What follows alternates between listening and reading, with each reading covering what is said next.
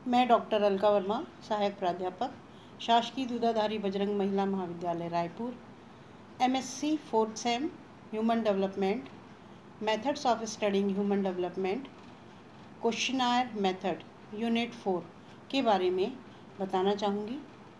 इसमें हम देखेंगे introduction, definition, theoretical perspectives, types of questionnaire, characteristics of questionnaire, objective of questionnaire, invisibility in questionnaire and schedule, features of best triology, precautions in writing the questionnaire, checking the reliability of the questionnaire, validity of questionnaire, limitations of questionnaire, properties, benefits of the questionnaire protocol।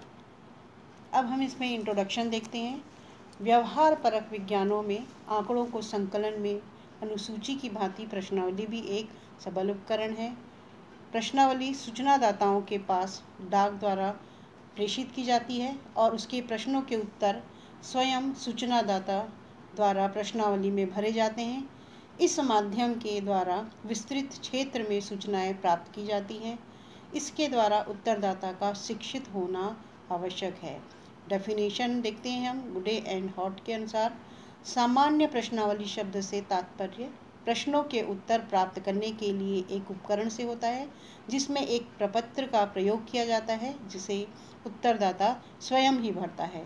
Bogardus के अनुसार प्रश्नावली विभिन्न व्यक्तियों के उत्तर देने के लिए प्रेषित की गई प्रश्नों की एक सूची है।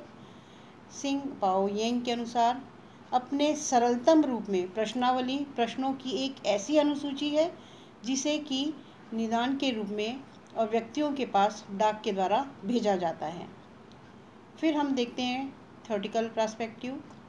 सैद्धांतिक प्रतिमान या सैद्धांतिक प्रतिरूप किसी तंत्र, प्रक्रिया या अन्य चीज को समझाने के लिए एक अवधारणाओं का समूह होता है। यह अवधारणाएं मूल चीज के बारे में सोचने, तर्क, वितर्क व बात करने के लिए सुविधाजनक होता है। यह कई परिस्थितियों में लाभदायक हो सकता है। फिर हम देखते हैं प्रश्नावली के प्रकार। इसमें आते हैं संरचित प्रश्नावली, असंरचित प्रश्नावली, मिश्रित प्रश्नावली, चित्रमय प्रश्नावली, बंद, सीमित या इसे प्रतिबंधित प्रश्नावली भी कहते हैं, खुली प्रश्नावली, इसे असीमित या अप्रतिबंधित प्रश्नावली भी कहते हैं। नेक्स्ट है तथ्य संबंधी प्रश्नावली। नेक्स्ट मत एवं मनोवृत्ति संबंधी प्रश्नावली। अब हम देखते हैं संरचित प्रश्नावली। संरचित प्रश्नावली की अध्ययन सामग्री तथा प्रश्नों की प्रकृति वस्तुनिष्ठ, सीमित तथा प्रतिबंधित होती है। इसमें वैकल्पिक उत्तर प्रश्नावली में संबंधित प्रश्नों के ठीक नीचे ही रहते हैं। उत्तरदाताओं को इनमें से उत्तर का चयन करना होता है। इस प्रश्नावली में प्रश्न पहले से ही तैयार की जाती है, संरचना पहले से तैयार कर ली जाती है। दूसरा आता है असंरचित प्रश्नावली। इसमें किसी भी प्रकार की संरचना पूर्व में नहीं की जाती है। ऐसे प्रश्नों के उत्तर में सूचनादाता पर प्रतिबंध व प्रतिरोध नहीं रहते, बल्कि ऐसे प्रश्नों के उत्तर वह स्वतंत्र रूप से तथा खुलकर देता है। वो उस क्वेश्चन का आंसर जो वो चाहता है उस तरह से वो लिख पाता है। मिश्रित प्रश्नावली, इसकी संरचना में प्रायः ऊपर बताए गए दोनों ही प्रश्नावली का प्रयोग किया जाता है। इसमें कुछ संरचित क्वेश्चन होते हैं और कुछ असंरचित क्वेश्चन होते हैं। ये उन लोगों में किए जाते हैं ज़्यादातर जो बहुत ज़्यादा शिक्षित नहीं होते हैं, वहाँ पर इनका प्रयोग किया जाता है। फिर आता है चित्रमय प्रश्नावली। इस प्रकार की प्रश्नावली उत्तरदाता के दृष्टिकोण से निश्चिततः मनोरंजक होती है, परंतु अध्ययनकर्ता के लिए यह इसकी प्रश्नावली तैयार करना, चित्रमय प्रश्नावली तैयार करना वित्तीय दृष्टिकोण से खर्चीली होती है और यह जो शिक्षित नहीं है उनके लिए इस तरह की प्रश्नावली तैयार की जाती है। उसके बाद आता है बंद, सीमित या अप्रतिबंधित प्रश्नावली। इस प्रकार की प्रश्नावली में प्रश्नों के उत्तर सामने लिखे होते हैं और उत्तरदाता को इनमें से ही उत्तर छांटकर लिखना होता है। फिर है खुली, असीमित या प्रतिबंधित प्रश्नावली। इस प्रकार की प्रश्नावली में सूचनादाता को अपने विचारों, भावनाओं, सुझावों को खुलकर प्रकट करने की स्वतंत्रता होती है। फिर हम देखते हैं तथ्य संबंधी प्रश्नावली। इस प्रश्नावली का प्रयोग किसी समूह की सामाजिक आर्थिक दशाओं से संबंधित तथ्यों को संग्रह करने के लिए किया जाता है, जैसे किसी व्यक्ति की आयु, जाति, धर्म, शिक्षा, विवाह, व्यवसाय, पारिवारिक परिस्थितियां आदि के बारे में सूचना एकत्र करना चाहते हैं, तो इसकी रचना तथ्य प्रश्नावली के द्वारा की जाती है। इसके बाद हम देखते हैं मत एवं मनोवृत्ति संबंधी प्रभाव। जब किसी विषय पर सूचनादाता की रुचि, मत, राय, विचारधारा, विश्वास एवं दृष्टिकोण जानना चाहते हैं, तब इस प्रश्नावली का प्रयोग किया जाता है। अब हम देखते हैं प्रश्नावली की विशेषताएं क्या क्या हैं। यह एक ऐसा प्रपत्र होता है जिसको डाक द्वारा उत्तरदाताओं के पास भेजा जाता है। प्रश्नावली का उपयोग केवल शिक्षित व्यक्तियों के लिए किया जाता है, या हम उन तक ही इसका अध्ययन को सीमित रख सकते हैं।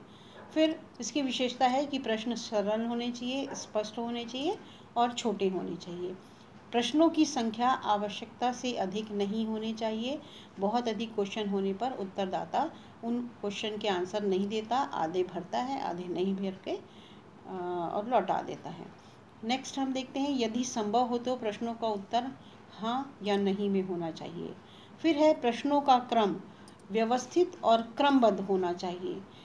नेक्स्ट हम देखते हैं सीमित आकार, अर्थात उनमें क्वेश्चनायर में हम अनिवार्य प्रश्नों को ही शामिल करें, ऐसा नहीं कि उसका आकार बहुत अधिक कर दें। फिर नेक्स्ट हम देखते हैं प्रश्नावली के साथ एक प्रभावशाली पत्र भी होना चाहिए, जिसमें ऐसी सूचनाएं जिन्हें सूचनादाता सामान्य रूप से प्रश्नों का उत्तर देने से पहले पढ़े या उसकी संतुष्टि के लिए यह जरूरी है। फिर हम देखते हैं कि प्रश्नावली का उद्देश्य क्या है। तो इसमें हम देखते हैं अध्ययन की सुविधा तथा सरलता, दूरस्थ तथा विस्तृत क्षेत्रों का अध्ययन करना, व्यवस्थित तथा वस्तुपरक अध्ययन करना, कम खर्च तथा कम काम। फिर है द्रुतगामी अध्ययन, ये उसके उद्देश्य हैं। तो सबसे पहले हम देखते हैं अध्ययन की सुविधा तथा सरलता। प्रश्नावली द्वारा अध्ययन का प्रक्रम अपेक्षाकृत सुविधाजनक तथा सरल होता है, क्योंकि इसमें क्षेत्र अध्ययन से संबंधित अनेक बाधाओं व कठिनाइयों से छुटकारा मिल जाता है। फिर है दूरस्थ तथा विस्तृत क्षेत्रों का अध्ययन।